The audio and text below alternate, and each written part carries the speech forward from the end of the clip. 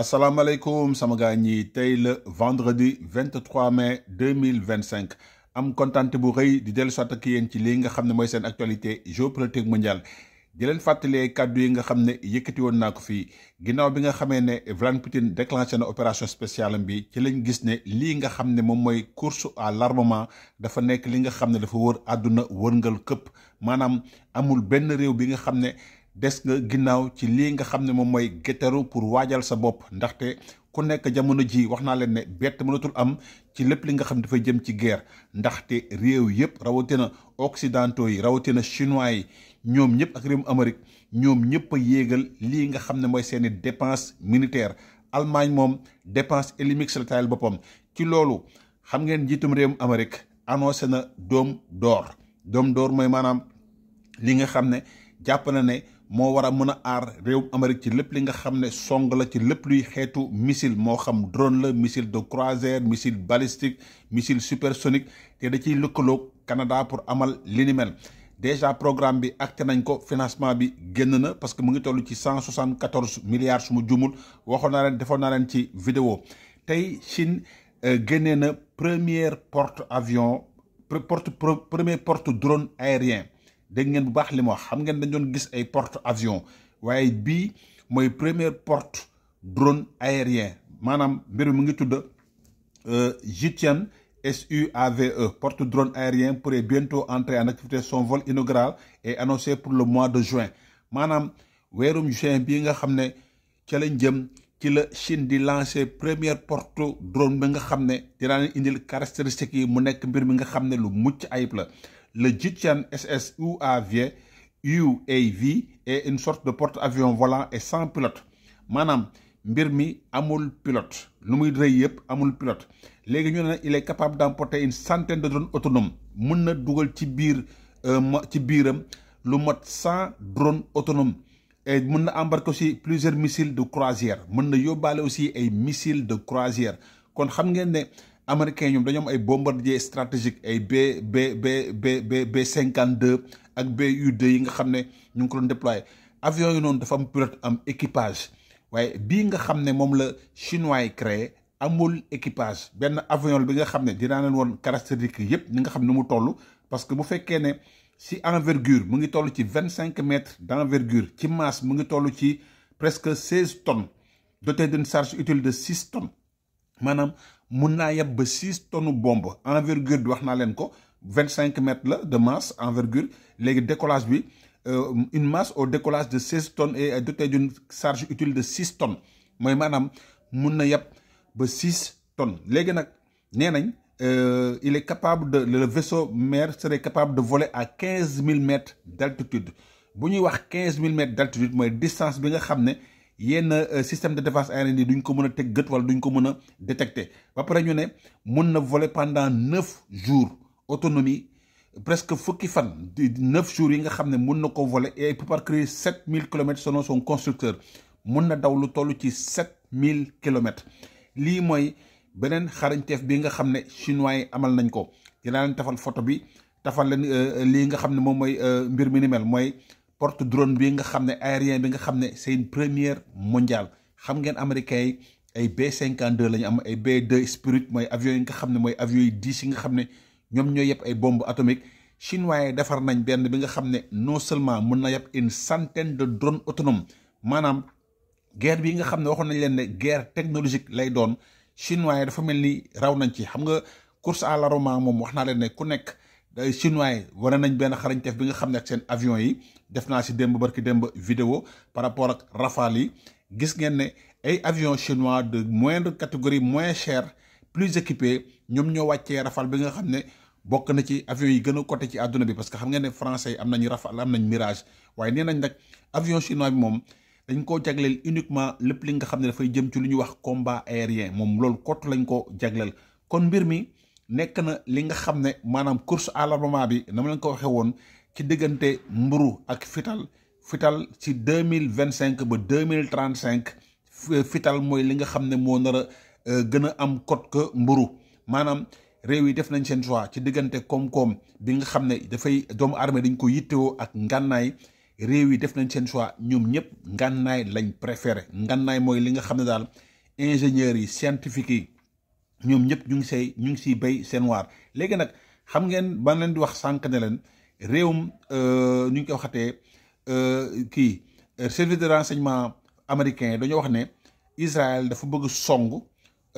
Iran bombardé site nucléaire am. xam nga télévision CNN moo wax ne et plusieurs responsables américains sous couvert d'anonymat affirment mardi qu'Israël, ennemi juré du pouvoir iranien, se prépare à frapper des installations nucléaires iraniennes. léegi nag en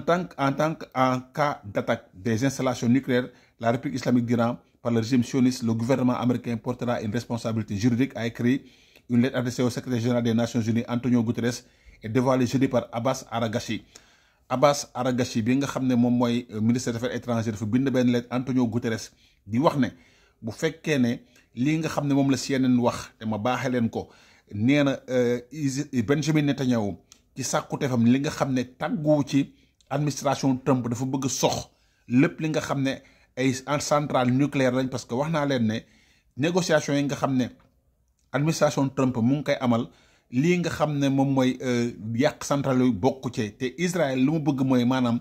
Iran du am centrale nucléaire bay enrichir uranium moom foofu la toll te foofu la nekk. gis nga ne tey ci réewum Amérique faat nañ ay ñaari juif yi nga xam ne couple juif yi nga xam ne kenn ku doon dooleel Palestine moo leen faat fekk baax ci réewum Amérique moom jàpp na ne ñaawte fii nga xam ne moom moo am Gaza moom moo ko poussé mu amal acte boobu noonu mu rey benn couple bi nga xam ne juif lañ. te ñu ngi wax ne léegi mbir yi luy wax ay acte antisémite mooy maanaam mbañal bii nga xam ne daal bañ nañ ko juif yi dafa nekk li nga xam ne dafa commencé jéggi dayu ginnaaw bi nga xamee ne Benjamin Netanyahu dafa lank ne du dakkal opération spéciale bi di toroxal jël Gaza def ko lu ñuy wax ab mouroir. te Hamas wax na ne am na lu mat ay 23 otages yi nga xam ne ba léegi ñu ngi dese bakkan mooy maanaam ñu ngi am bakkan. te xam ngeen ne moom nee na daal dafa bëgg am lu ñuy wax contrôle total sur la bande de Gaza. pression bi nga xam ne mooy li ko américain yi teg sax moo tax mu bàyyi ndimbal li mais sinon toq ndimbal du dugg, ndaxte moom ñi tee nguuram mooy waa parti d'extrême droite ñooñu ñoo tee nguuru Benjamin Netanyahu te ñooñu buñ koy bàyyi rek maanaam dafay daanu. te moom bu bàyyee xam na ne dootul mën a jot si nguur gi te am na procès yu bëri yi nga xam ne ñoo koy xaar ba tax na daal li ñuy wax roulette russe mooy maanaam sans gagnant sans perte amul tànku amul dellu ginnaaw mbëkk mi rek lu mu am jël foofu la Benjamin Netanyahu toll. te wax naa leen ne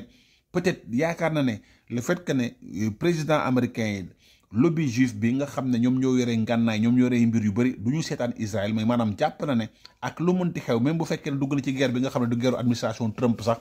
ñoom duñ ko mës a seetaan ndax doole bi nga xam ne juif yi am nañ ko ci réew Amérique. man loolu laa njort ne moo tax ba kii di Benjamin Netanyahu di défier maanaam réewum Amérique defee njiitam di def ay mbir yi nga xam ne da koy def en solo. Le pouvoir iranien reconnaît que l'État d'Israël et le qualifie de régime sioniste. Iran yi tamit musul nangu lii nga xam ne mooy état Israël musu ko reconnaître. te amoon na benn njiit Ahmadinejad ba muy nekk njiitum réew moom dafa waxoon ne dafay effacer Israël ci carte àdduna bi. xaw ma ndax yéen a ngi fàttaliku njiitum Iran bi nga xam ne moo tuddoon Ahmadinejad moom lépp li nga xam ne la ko doon wax ci Israël mooy faagagal Israël disparaître loo Israël ci carte àdduna bi moo ne mosoon nekk kàddoom. waaye xam ngeen ne ñi ñëw yëpp dañoo am benn langage bu modéré mooy maanaam la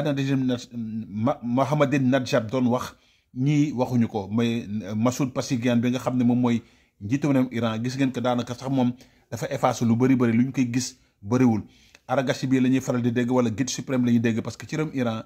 guide suprême bi moo téye nguur gi yëpp. L'Iran met fermement en garde contre toute aventure du régime sioniste et répondra de manière décisive à toute menace d'acte illégal. Ajoute que ce courrier du chef de la diplomatie iranienne mooy Aragachi bi nga xam ne moom mooy chef diplomatie iranienne nee na lii di réewum Israël bu juumee ba song maanaam Iran dina jot benn bu aventuré woo ba song lii nga xam ne mooy Iran dina jot benn tontu bu décisif bi nga xam ne dootu ko fàtte ba ibadan daayiman. Si le régime sioniste délirant commet un acte insensé et lance une attaque, il recevra assurément une réponse dévastatrice et décisive dans sa petite géographie vulnérable.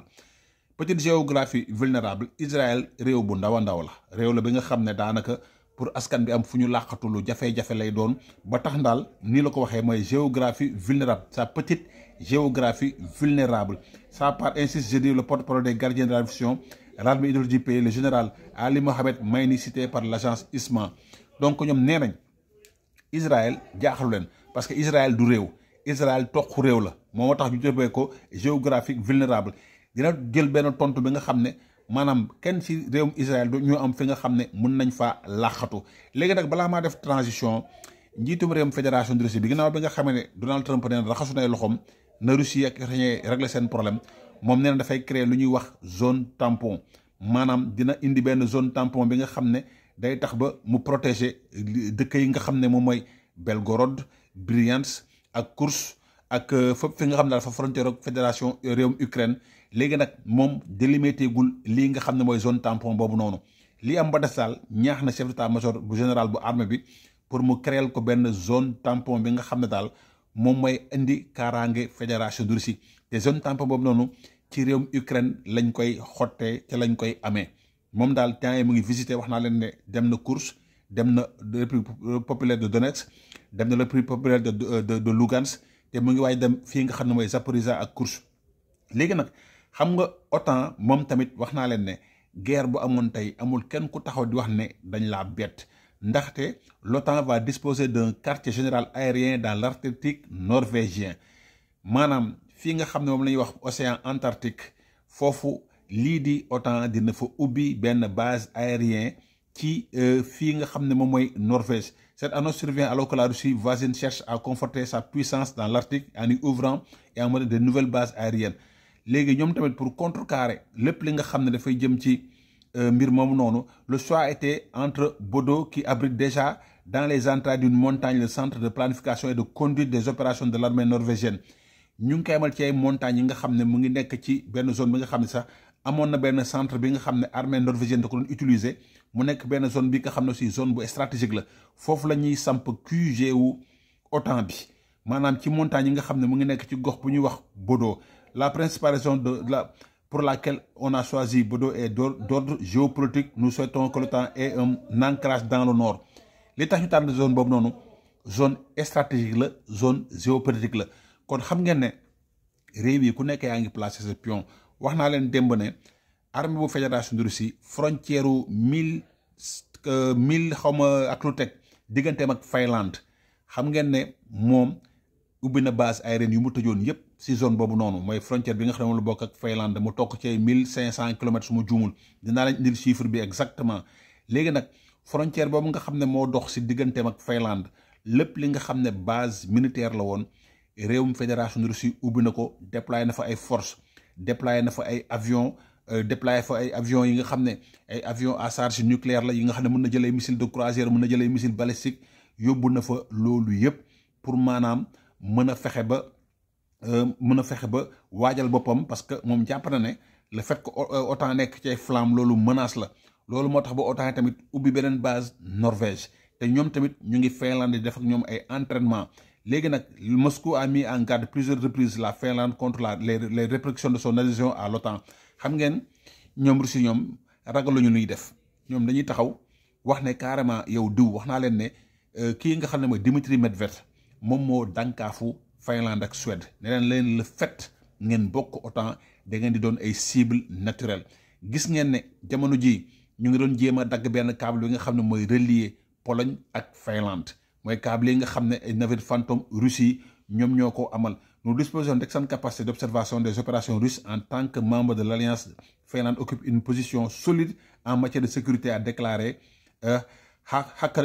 Hakanken moom mooy le ministre de la Défense de la Sécurité ci réewum Finlande. Il a ajouté que lii di l'armée finlandaise dispose d'une importante conscription et une importante réserve mooy maanaam ñoom mën nañ réserver ba 1 million de soldats mooy maanaam ñoom lépp li nga xam ne dafay jëm ci mbir mboobu noonu te ñoom des images satellites publiées par New York Times semblent montrer un renforcement des infrastructures militaires côté russe près de la frontière finlandaise. xam nga maa leen ko doon wax démb maanaam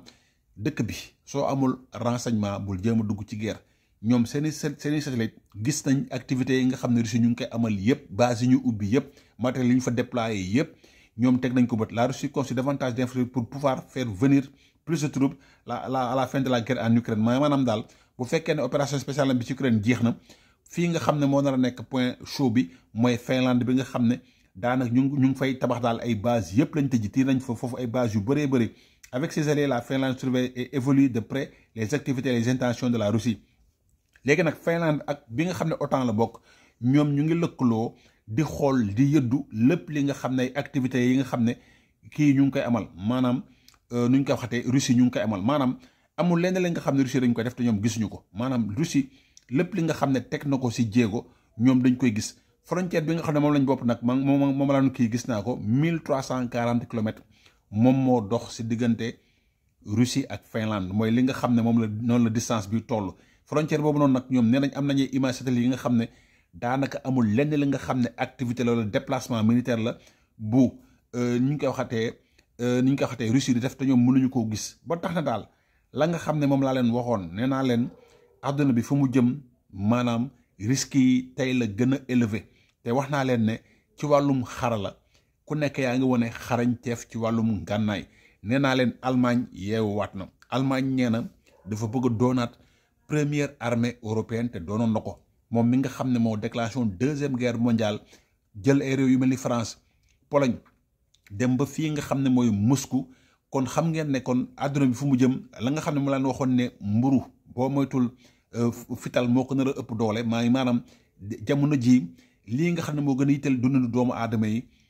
fital la nekkul mburu léegi nag seen xarit Vladimir Poutine am nay mbir yi nga xam ne def na ko jëmale ko ci waa AES maanaam am na ay dons yi nga xam ne da leen ko jagleel pour dimbali leen ci jafe-jafe yi nga xam ne moom la ñuy jànkonteel léegi nag bi yoon ndimbal li nekkul ndimbal li nga xam ne ndimbal maanaam ay ngànnaay la parce que ndimbal mii nii daanaka ay lekk la nga xam ne ay lekk yu am ay produits alimentaires yu am solo moom la seen xarit Vladimir Poutine baaxee lii nga xam ne moom mooy réewum nu ñu ko waxatee réewum Burkina Faso ak waa AES léegi nag mbir yi laa bëggoon gis pour xool yëf yi nu mu toll moom mu leen koo baaxee waaye jamono ji kii bi moo ñëwul mais xam naa ne daal ay tonu lekk la tonu lekk yi daal bëri na trop yi nga xam ne seen xarit Vladimir Poutine da ko jagleel comme ndimbal réewum Burkina Faso te yëpp nañ ko pour mun leen koo yët moom laa nekk di xool ni waaye gisuguma ko léegi nag voilà mu ngi nii Russie prévoit de transférer gratuitement 709,5 tonnes de nourriture au Burkina Faso ndimbal li toll na ci 709,5 tonnes de nourriture au Burkina Faso pour le mois de mai. Les procédures d'acheminement de l'aide Niger sont également en phase finale léegi nee na 559 tonnes de poids la 164 tonnes d'huile de tournesol xam nga ñoom ñooy defar huile de tournesol léegi bi nga xam ne ma stop nag a été envoyé gratuitement au Zimbabwe léegi nag 29 400 tonnes de gasoil de la République centrafricaine lii mooy ndimbal li nga xam ne fédération de Russie baaxee na koy alliés maanaam ndimbal li nga xam ne dafa jëm ci duulin ci lekk ak ci gasoil ak ñoomin seen deuxième partie bi day ñëw ci ndax sanctions yi nga xam ne Union européenne amal na ko ci lii nga xam ne mooy fédération de Russie am na njeexital wala amul njeexital dinaa si jàngat ginnaaw bi nga xam ne Donald Trump moom dafa ne dafa banque loxoom sanctionné wul dóorul puusul paasul dafay bàyyi daal amay relation yi rafet ak xaritam Vladimir Poutine léegi nag sanctions yi nga xam ne occidentaux yi Union européenne ñu ngi koy amal ban njeexital la mën a am ak lan fan la sanctions yi toll seen xarit la woon Léon Baltasar le Caméléon di la ñaanal kenn du lu jàmm ak salaam